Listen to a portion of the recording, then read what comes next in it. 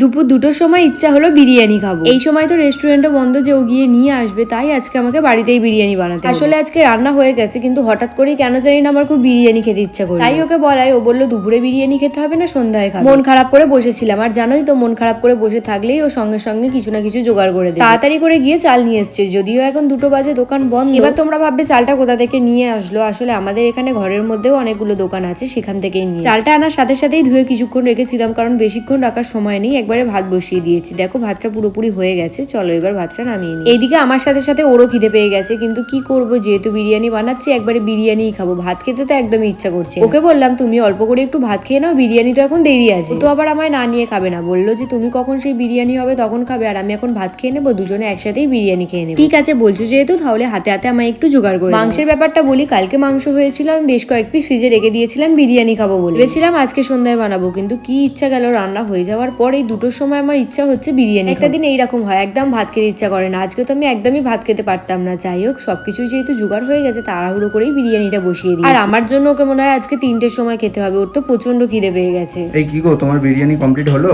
হ্যাঁ, চিকেন কষা বানিয়ে ফেলেছি, এবার বিরিয়ানি লেয়ার দেবো, আর একটু বাকি আছে 10 থেকে 15 মিনিট। জানি খিদে পেয়ে গেছে তোমার, আর একটু ওয়েট করতে হবে। আমার কিন্তু খুব খারাপ লাগছিল, কারণ 1টা থেকে 1:30টার মধ্যেও প্রতিদিন ভাত খেয়ে নেয়, শুধুমাত্র আমার জন্য আজকে ওকে 3টের সময় খেতে হবে। এখনই তো বাজে 2:45, বেশিক্ষণ দমে রাখবো না, 10 মিনিটের মতো রাখবো, তারপর হয়ে যাওয়ার সাথে সাথেই ওকে দিয়ে দেবো। তারপর বলো আমার মতো কে কে আছো এক একদিন ভাত খেতে ইচ্ছা করে না। আমার কিন্তু এই জিনিসটা প্রায়শই হয়, আর আমার সাথে সাথে আমার বরেরও। দুজনের মতের মিল আছে বলেই কিন্তু বিরিয়ানিটা আমি করতে পারছি, না হলে কিন্তু বিরিয়ানি নয়, সেই আমাকে ভাতই খেতে হতো। বিরিয়ানিটা লেয়ার দিয়ে বা দমে বসিয়েছিলাম 10 থেকে 15 মিনিটের মতো।